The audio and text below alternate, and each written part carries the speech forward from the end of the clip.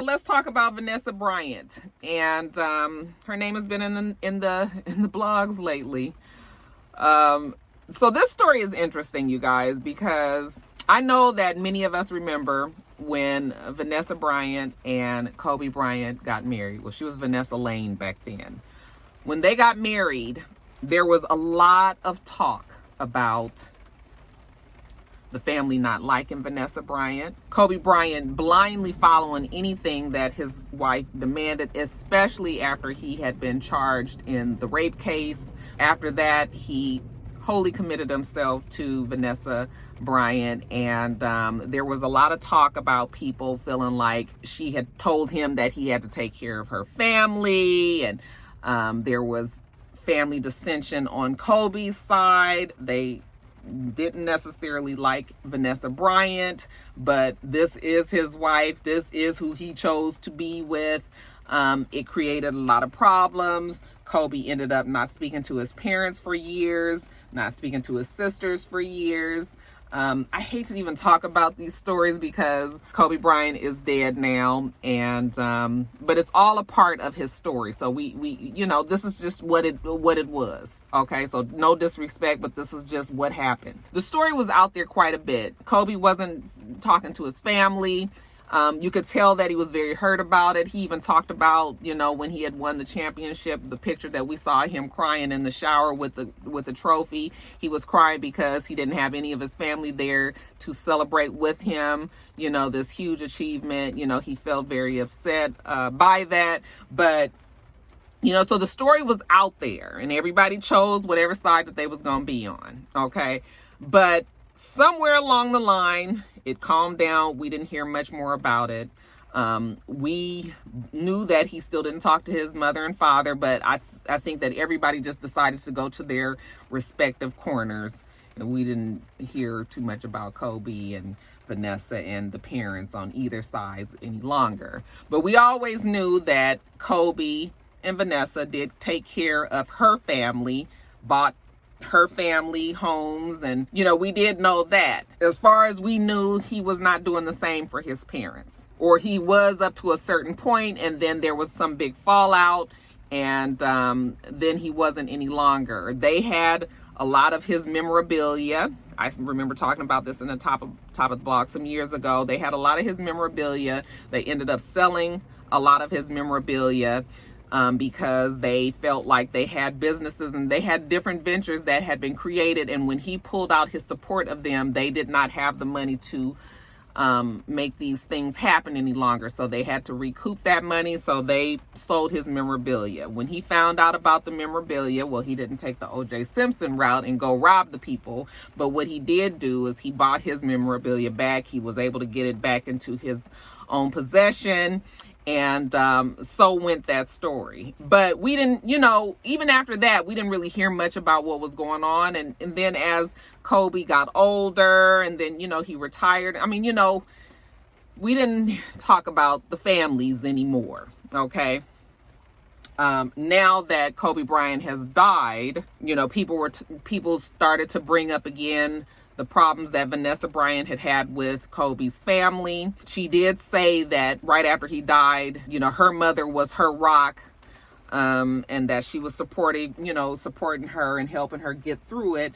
But people were starting to say that Kobe's family was being shunned. But then we saw pictures of her with the sisters, and then it was like, oh, okay, maybe her and the sisters, are okay. And then it came out that they actually had been okay. Kobe had made up with the sisters, and, everybody was just kind of like, we all right now. Well, now we're finding out that Vanessa's mother, Sophia Lane, did an interview with some sort of Mexican radio station or TV station or something, but had done an interview with them and said that Vanessa is no longer supporting her, had kicked her out of her home, had asked her for the car back that was gifted to her.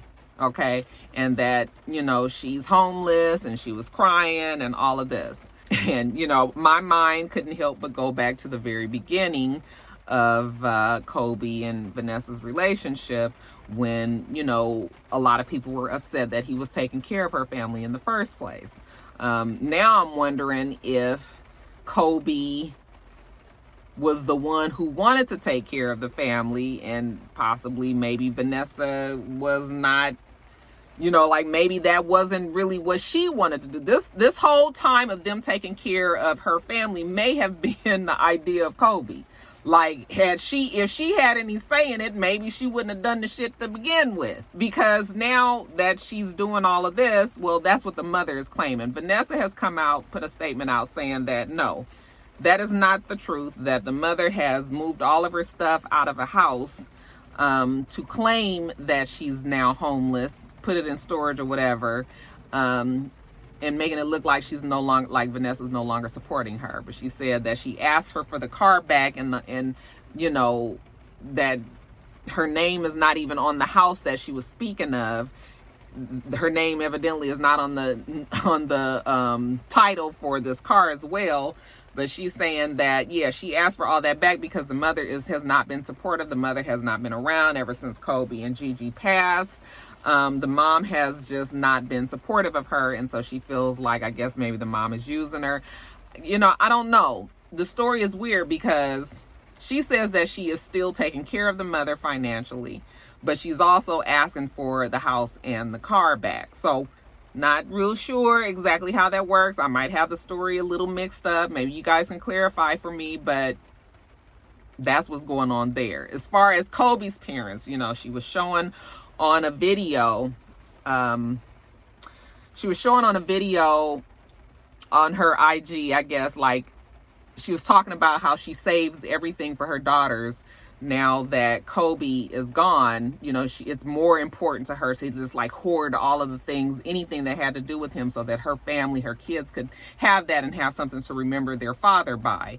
So she was showing a video of some of his memorabilia. And she said in that video, it's a shame that this memorabilia was sold and we had to actually buy it back, from the people that it was sold to in order to get it back to us. So she kind of made, without saying, when she said that it's a shame that we even had to buy it back, that's kind of her talking about the situation that came up with Kobe's parents selling the memorabilia and all of that. Okay, and probably put a nasty taste in some people's mouths because, you remember that story. And, I remember even back then when it happened, we all made our decisions on whether or not his mother and father were right in that or not. But, like Kobe is dead now. Like, why, it's not in good taste to bring up old family disputes. That's not gonna, it can't be settled any longer because Kobe's not here. So it's not a good look necessarily to talk about, what happened between him and his parents, and he's not even here. And, I'm sure the parents don't want to remember those bad memories of maybe a decision that they regret, or maybe they wish they hadn't made, or, so it's just sort of like, girl, just.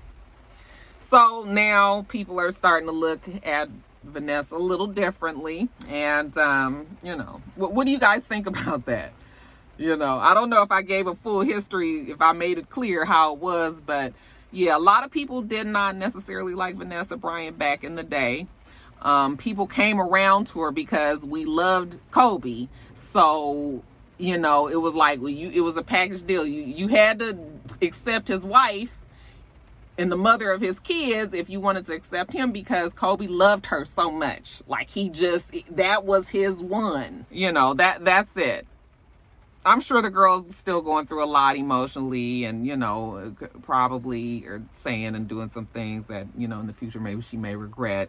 But yeah, that's the story that's going on there.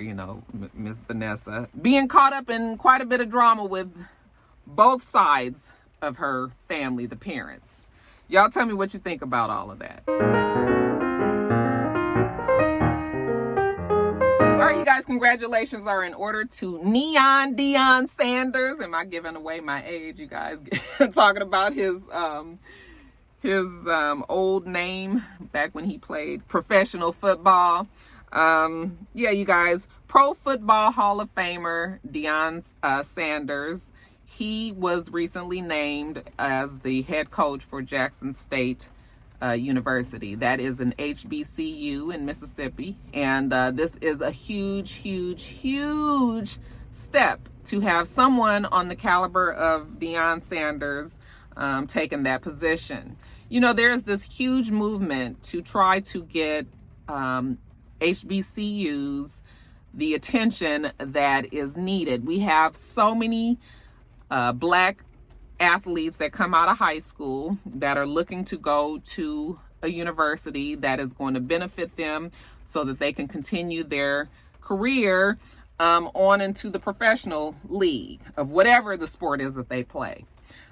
These kids will graduate and then they will go on to, you know, your Kentuckys, your UCLAs, your Duke, your Alabamas, your Florida State, your USCs, and these huge universities. What is it?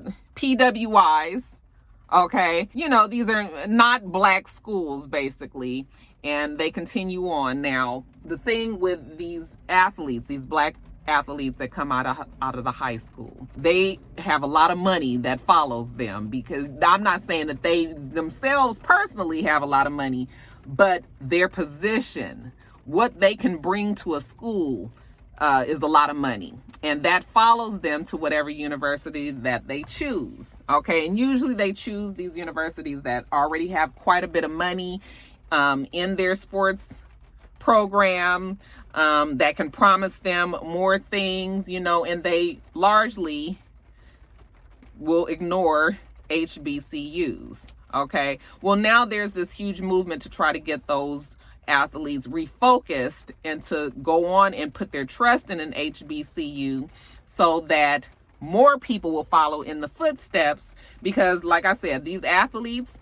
the money follows them there, the attention follows them there, recruiters follow them there, like everything that talent wherever that talent goes, then they're hoping that future athletes from these high schools will also follow them there. And then we can gain more momentum, you know, because now you have true talent at these HBCUs and not just all of the talent being weighed down at these huge universities, you know, that have brought the kids in. It's a big step on both sides. Like the HBCUs have to be able to offer something to these kids. Of course, I know at the beginning, you know, now that this movement is just starting, that we have to now hope that the result of these kids going there will help the schools financially so that they can offer nicer dorms and, you know, whatever it is that they're going to offer these kids. But eventually, hopefully, it'll be enough children that are, or enough athletes that are willing to take that chance and go to those schools so that everybody can benefit from them. Everybody can benefit if we can get the talent there. Okay. Like I said, at the beginning of this movement, it's going to be a sacrifice. It's a sacrifice until people start to truly believe that these athletes will make a difference at these HBCUs. Okay, so we just had the African kid, what is Maker, the one who committed to Howard University. And he's hoping that, like I said, other athletes will follow in his footsteps and start to just go to these different HBCUs who desperately need this kind of attention and help so that they can continue to thrive. I mean, the HBCUs are struggling. You know, I'm not saying that Howard is. Howard is like, you know, one of the top of the HBCUs that are out there. But there's plenty other small HBCUs out there that are struggling, that are having a hard time financially. You know, I can't even get into the stories about what my son goes through with financial aid over there HBC at Southern University, you know, and how they still ain't gave out his disbursement from his financial aid. And here we are 2 months and my daughter got her money 2 weeks later.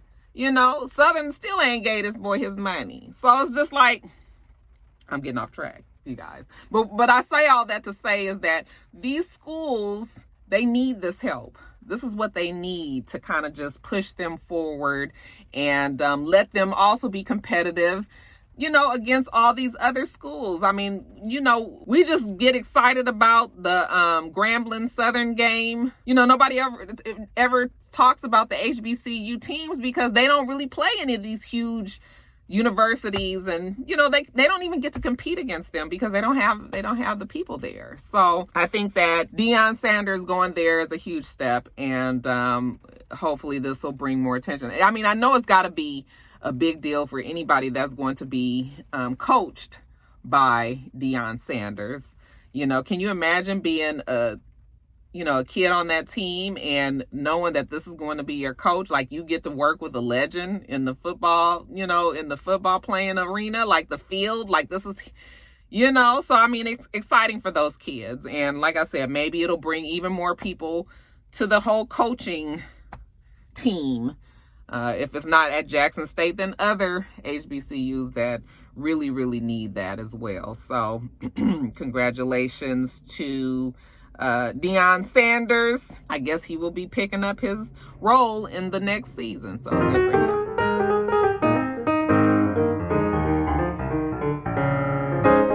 All right, you guys. So breakups. They say that Safaree and Erica Mena and Safaree, ex-boyfriend of Nicki Minaj and Erica Mena from Love and Hip Hop fame. They're saying that these two actually may have already broken up, you guys. All right. Now, we just know that they just started that OnlyFans, and that was a big deal, and they be having soft porn over there on their OnlyFans that you guys can pay and subscribe to see. They started that a few months ago. A few months before that, we know that Erica Mena had her second child, her first child with Safaree. And I was, they done got married and everything, child. They done really took this real far. I didn't expect all this to happen, but I mean, here we are. So I know that they moved here to Atlanta. They live somewhere out this way. And I thought they had just been living their lives. I mean, I just recently saw a video of Safaree feeding the baby, and, I thought maybe they were living there happily ever after, but they're saying that, yeah, they may have broken up. And you know why, don't you? Because they both unfollowed each other on social media. And that is always the telltale, let y'all tell it. They also say that Erica Mena has been posting subliminals. And they're supposed to be talking to Safaree, her husband. In one, she says, quote, "My kids, this is what life is about. Priorities be really fucked up for some people. Blessed I'm not one of those idiots." She also talks about the toxic trait that she's, been tied to, and that, she's now starting to cut people that don't appreciate her, cut people off that don't appreciate her. So people are now believing, because these two don't follow each other any longer, that she's probably talking about Safaree. Safaree has not come out and said that they are or are not together. I mean, I guess she hasn't either. So, but he hasn't made any type of subs. It's just Erica Mena, which makes a whole lot of sense because that's just how she is, you guys. So it would be sad though if these two did break up. I mean, you just got married, you just got a baby. Like, do people think that this is a joke? Like, you guys have a family, you created this baby and you've taken the covenant of marriage, and it's like a year, child. I mean, if it ain't working, I guess it ain't working. But still, y'all, just 10 minutes it feel like, and the shit is over already. Okay, but that's what they're saying. We'll see if it turns out to be true. Also, breakup between Young Miami and Southside. I don't really know these people. I mean, I know Young Miami is part of the City Girls. But other than that, I don't really know much about them. But, we know that Young Miami recently had a little girl for Southside, and yeah, I guess for whatever reason it ain't worked out. So we saw her in a video that JT had posted, and she was toasting a shot to her. She said, "This is Young Miami being single." Okay.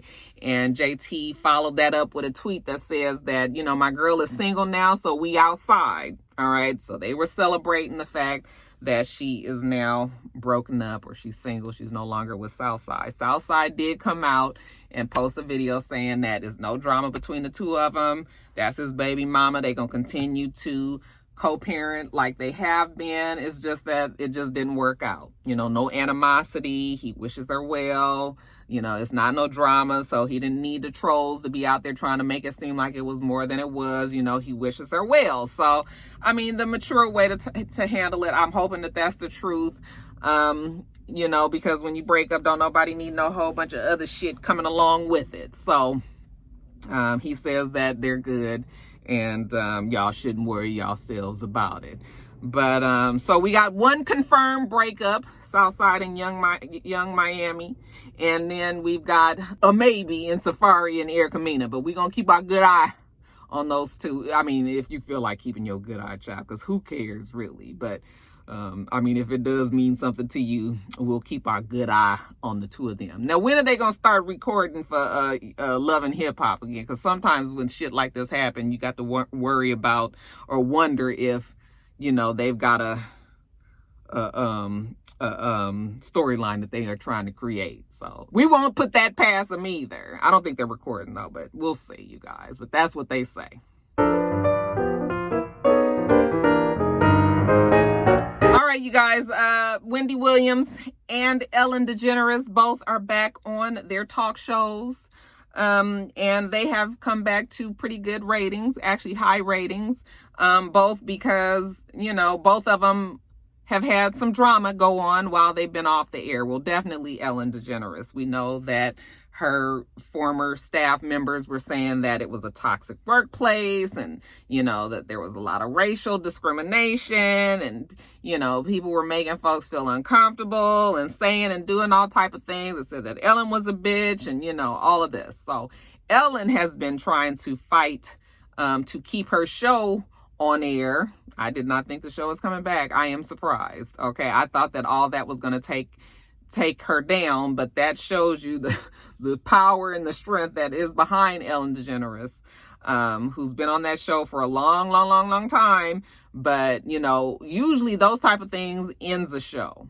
We've seen it happen countless times, but not Ellen. Okay. Instead, she said that she's committed to making the changes. She said that, you know, while she is a kind person, or she tries to be, she's many other things. And sometimes she gets mad, and sometimes she gets sad, and sometimes she's probably not the best person.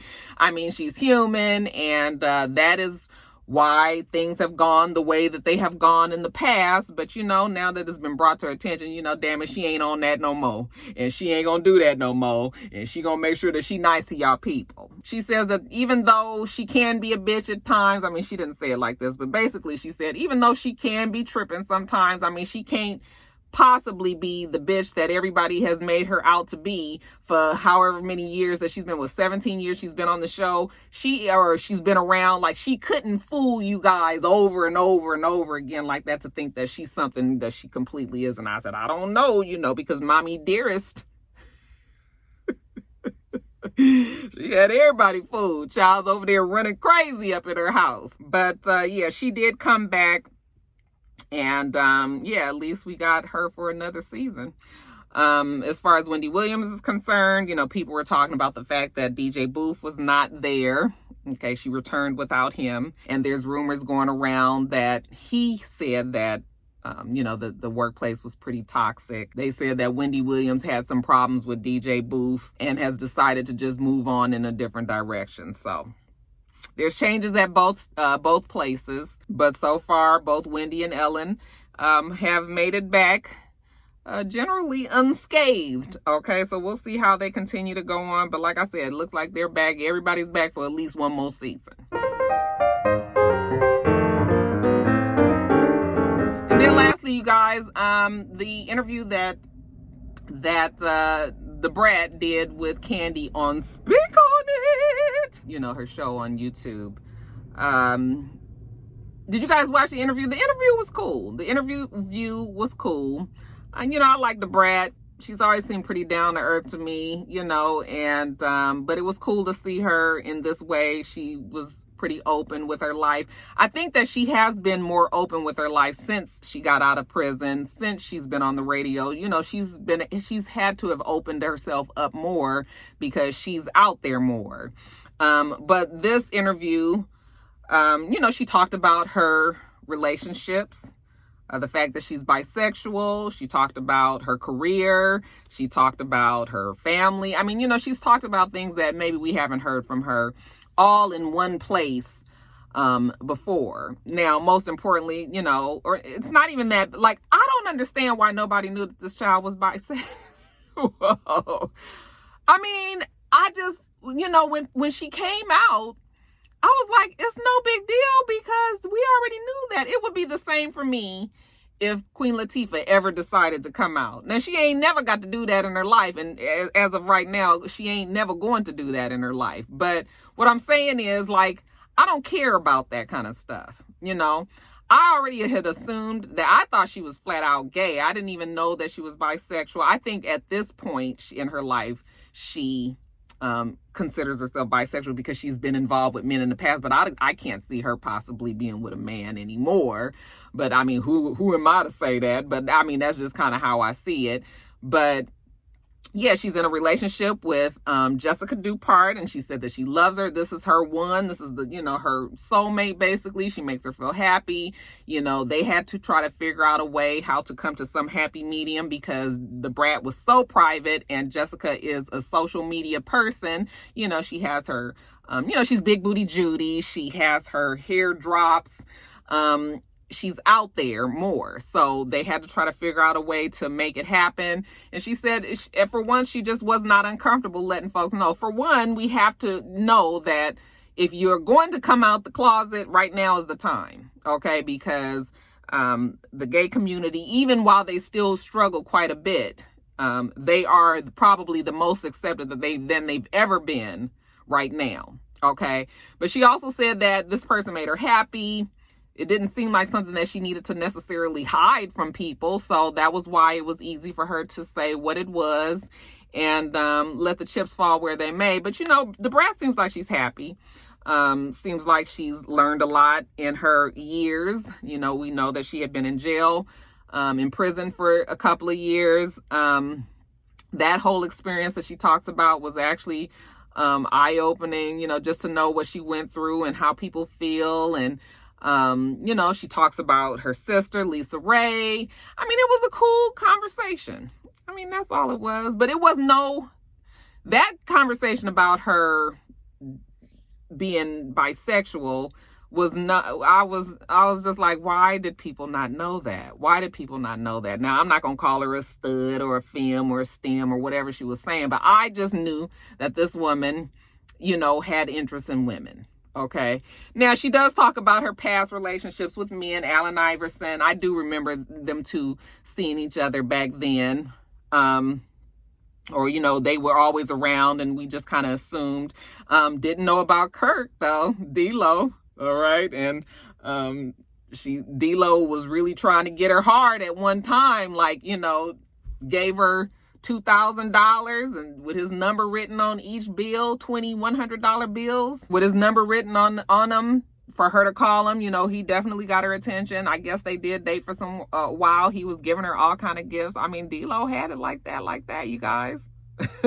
And maybe that's why it was so easy for Rashida to get with him and hold him down all of this time. So, but anyway, yeah, I mean, the conversation was cool. You know, I think that Kandi does a good job with interviewing people, especially when it's people that she knows, you know, she feels comfortable with, and they already had a friendship and they already had a relationship because they were both signed to So Def. And, you know, it was cool to hear their conversation about the beginning of times and to see where they've gotten. Will she and Jessica ever get married? She says she would like to, but, you know, she also has a lot of legal issues that she's still dealing with, and she wouldn't want to pull Jessica into that. So it's probably best to keep them, you know, those things separate. But yeah, it was fine. I was looking at her, I was like, how do you decide to put all them clothes on? That child be wearing all kind of, I mean, a headband, a scrunchie, her hair about 5 colors, you know, it's a whole bunch of damn. How do you get up in the morning and be like, yeah, I'm gonna kill him with that?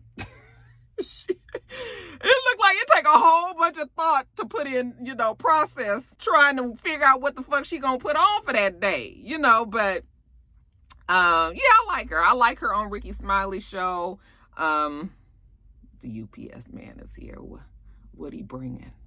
I ordered something. Can't remember. But anyway, yeah, I like her on the Ricky Smiley Show. I thought she did well on her interview. I was good with it, you guys. Let me know what you thought about it, though. Did you find out something that you didn't know about her?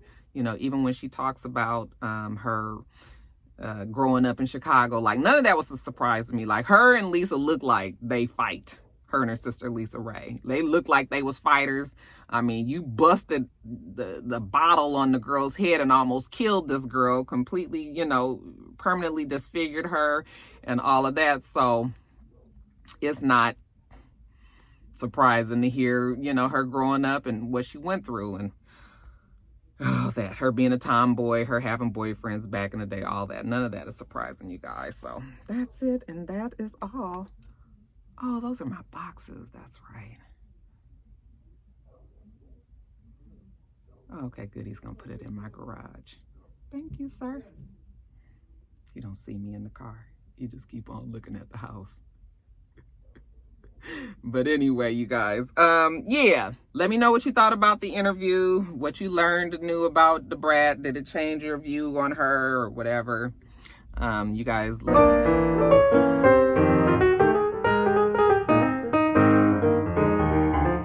He was trying to get away from Blue. Blue was at the door just a barking and a barking. Look at Blue. He be standing guard, y'all. Blue be on it. Anyway, you guys, let me get off of here. We do this every single week. So make sure that you rate, comment, and subscribe, and make sure you come back.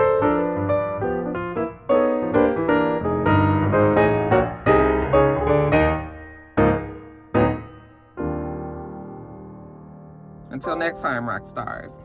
Bye.